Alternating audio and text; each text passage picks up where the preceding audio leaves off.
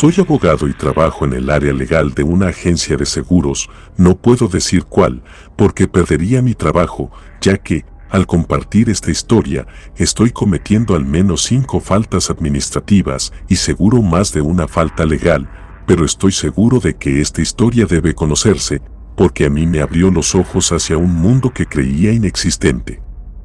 El caso llegó a mí cuando una muchacha acudió a reclamar un seguro de vida que su esposo le había dejado. Pudiera parecer un caso de rutina, y como cualquier caso se hace una investigación, y no lo sé, quizás yo me tomo demasiado en serio mi trabajo, pero al ver el reporte preliminar de mi investigación, mi instinto me dijo que algo no estaba bien. La muchacha era 20 años menor que el esposo. Cuando ellos iniciaron su relación, él era casado. Él pidió el divorcio a su esposa, pero el seguro de vida y su testamento no lo cambió. Pasaron los meses y un lunes por la mañana, a las 10:32, él acudió en compañía de la muchacha a la agencia de seguros a cambiar los beneficiarios.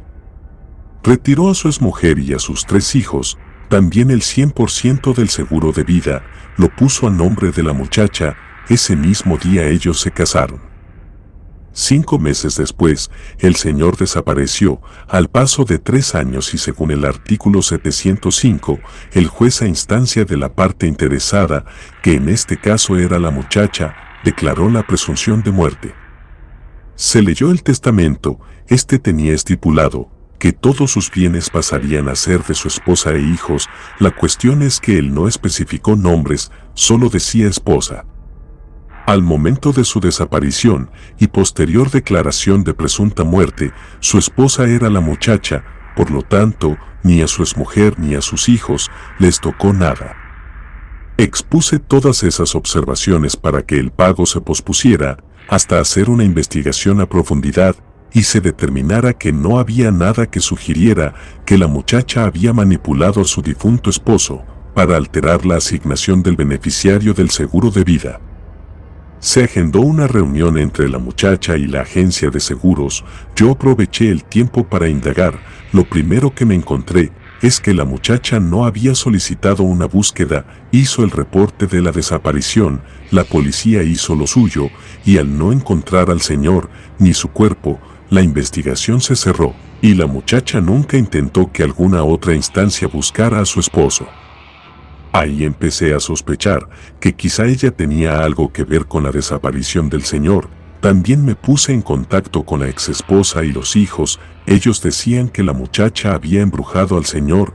No eran acusaciones banales. La familia del señor, todos estaban convencidos de que esa muchacha practicaba la brujería. Lo que me contaron fue que el señor siempre había sido un hombre honesto, amable con todos, jamás tuvo un problema con nadie. Toda su familia y amigos lo respetaban. En una ocasión, él tuvo que viajar a Veracruz por cuestiones de trabajo. Un viaje que era solo de 2 o 3 días se prolongó por 2 semanas. Cuando regresó, lo hizo con la muchacha, la llevó a la casa, le dijo a su mujer y a sus hijos que él se iría de la casa para estar con ella, no quería que nadie lo buscara, pidió el divorcio, se habían casado por bienes separados, solo les dio la mitad de lo que había adquirido después del matrimonio. Los hijos ya tenían la mayoría de edad y simplemente se desentendió de ellos. Se aisló de su propia familia, no contestaba las llamadas ni los mensajes, ni siquiera los de su madre o hermanos, nadie sabía nada de él, de hecho, no supieron en qué momento desapareció. Su exesposa e hijos volvieron a saber de él cuando les llamaron para la lectura del testamento. Un comportamiento así, un cambio tan brusco, definitivamente no era normal, algo estaba pasando, era evidente que lo había manipulado. Es fácil entender que dejara a su esposa por otra mujer de la mitad de la edad, inclusive podría decir que deslindarse de sus hijos entraría en lo que se puede categorizar normal en esos casos, pero lo que no me hacía ningún sentido es que se aislara de todo el mundo solo por una muchacha a la que conoció en un viaje.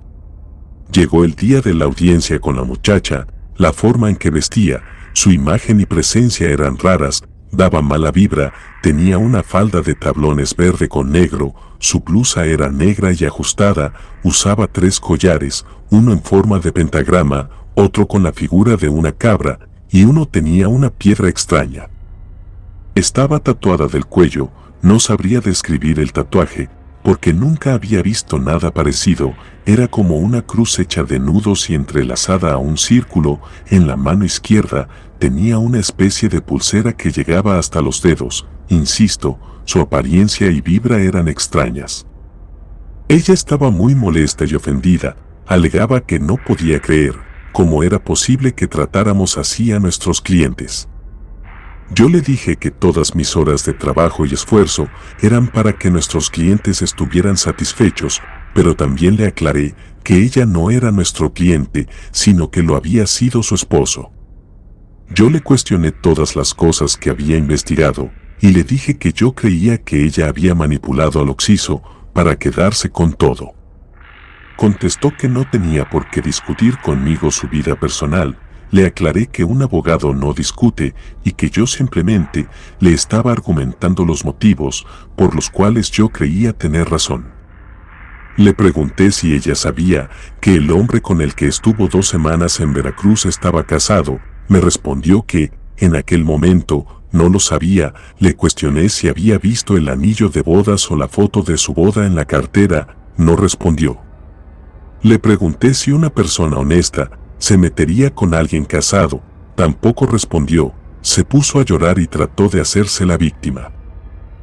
No le creí nada. Decía que nosotros estábamos siendo insensibles con su situación. Le dije que mi trabajo era ver los intereses de la agencia de seguros y lo que ella estaba intentando hacer iba en contra de los intereses de la agencia. Le sostuve en su cara que ella había manipulado al señor para quedarse con todo y que sería mejor que lo aceptara, que se pusiera de pie y que se retirara sin intentar cobrar ni un solo peso. Ella dejó de fingir que estaba llorando y dijo que no se iría de ahí sin su dinero y que yo no tenía pruebas de que ella había manipulado a alguien. Le dije que yo no podía evitar que cobrara el dinero, pero le aclaré que, si ella tomaba el dinero, yo me aseguraría que la exesposa iniciara una investigación que la vinculara a proceso bajo la sospecha de estar relacionada con la desaparición del señor. Ella se levantó y caminó hacia la salida. Cuando pasó detrás de mí, me agarró del hombro. Yo sentí un escalofrío muy fuerte. Antes de irse me dijo, iré por mi dinero y tú no harás nada. Informé a mi jefa. Ella me preguntó si yo de verdad pensaba que ella había planeado todo para quedarse con el dinero. Le dije que sí, entonces me dijo que fuera tras ella. Quizá parezca que fue mucho lío para un seguro de vida. La cuestión es que la muchacha cobró 3 millones de pesos y un año antes ya nos habían estafado con una suma similar. Me presenté con la esposa y le dije que yo en realidad sí creía que esa muchacha estaba detrás de la desaparición y presunta muerte de su exesposo. Me ofrecí representarla como su abogado y le aclaré que de demostrar que la muchacha era culpable, ella podría recuperar todo lo del testamento y del seguro de vida. A ella no le interesaba ni el dinero ni las propiedades. Aceptó iniciar la demanda para vengarse de la mujer. No pude encontrar prácticamente nada del pasado de esa muchacha. Estaba su acta, credencial de elector, y eso era todo. No había registros médicos anteriores, ningún registro bancario, tampoco estudios.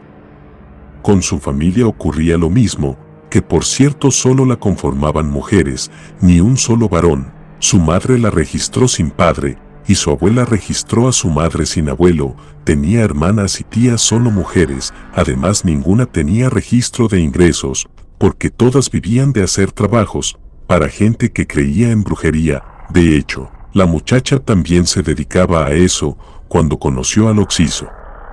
Otro dato peculiar es que en el domicilio donde antes vivía la muchacha no había recibos de luz ni de agua porque vivía en medio del monte.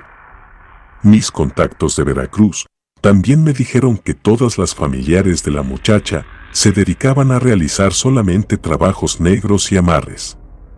Algo más que me pareció curioso es que no había actas de defunción en su familia, estaban los registros de cuando habían nacido todas, pero no había registros de que hubiera muerto alguna.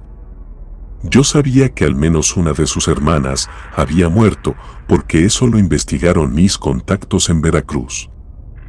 Mientras todo el proceso estaba transcurriendo, yo tuve problemas en casa, de la nada me aparecieron 3 plagas, moscas, cucarachas y mosquitos, no importaba lo que yo hiciera, mi casa estaba repleta de esos bichos más de una ocasión, y todos los bichos morían, pero de la nada aparecían más y más. Me dieron fecha para presentar la demanda ante un juez y yo no tenía nada sólido, la única opción que me quedaba era tratar de intimidar a la muchacha para que confesara y así yo evitaría perder la demanda. Fui a su casa, apenas iba a tocar la puerta, cuando se abrió sola, entré, ahí estaba la muchacha, me dijo que ya sabía porque yo estaba ahí, un poco en broma le pregunté si en verdad era una bruja, me dijo que sí, y que podía decirme mi futuro, yo me reí y le dije una frase irónica que me había enseñado mi padre, y ella no sé cómo, me dijo, que precisamente esa frase yo la había aprendido de mi padre. En ese momento sentí mucha curiosidad, ella me repitió que podía decirme mi futuro, que lo único que tenía que hacer era mostrarle mi mano. A pesar de mi intriga me negué, le dije que estaba ahí porque teníamos una demanda en su contra, saqué la hoja y se la entregué a ella, le dio risa y me dijo que no se presentaría, porque ya no estaría en la ciudad y que nadie podría encontrarla. También me dijo que ya no había dinero, ni propiedades que se pudieran recuperar, que ella había vendido todo, y el dinero ya lo había repartido a la comunidad donde había nacido. Yo, tratando de mantenerme incrédulo, le pregunté que, si en verdad tenía poderes, ¿por qué simplemente no hacía que el dinero apareciera? ¿Cuál era la necesidad de manipular a un hombre y destrozar a una familia? Me contestó que la brujería no tenía la capacidad de crear materia, ni ella ni ninguna bruja podía hacer que el dinero simplemente apareciera de la nada, además las brujas no pueden hacer trabajos para ellas mismas. Le dije que no creía nada de lo que me estaba diciendo, la muchacha me miró muy seria, me pidió que la siguiera hacia una habitación, abrió la puerta y entramos. Dentro había un pentagrama gigante dibujado en el suelo y en cada punta tenía una vela apagada. En ese cuarto no había ventanas, en 3 paredes del cuarto había altares, en una había un altar a la Santa Muerte, en otra al Diablo y en otra a la Virgen. La muchacha dijo unas palabras y las velas se encendieron solas. Yo estaba desconcertado ante lo que presenciaba. La mujer se puso a rezar, la puerta se cerró de golpe y las velas empezaron a apagarse una por una hasta que el cuarto quedó sumergido en completa oscuridad. Lo último que pude ver fue que a la muchacha le brillaban los ojos en un color verdoso. De pronto la puerta se abrió y la muchacha ya no estaba. Me asusté y mejor me salí de la casa. Me di cuenta de que ya era de noche, yo había llegado al lugar antes del mediodía, no tenía ningún sentido. Me fui a mi casa, cuando llegué las plagas habían desaparecido, al revisar mi celular tenía un mensaje de voz, era de uno de mis contactos en Veracruz, me decía que la muchacha que yo estaba investigando había llegado al pueblo. Lo más extraño es que ese mensaje de voz lo había recibido a la 1 de la tarde, cuando yo estaba dentro de la casa de la muchacha. Si te gustó esta historia, suscríbete activando la campanita para que no te pierdas lo mejor de Relatos de Terror. Gracias por escucharnos. Relato escrito y adaptado por Ramiro Contreras para Relatos Desclasificados.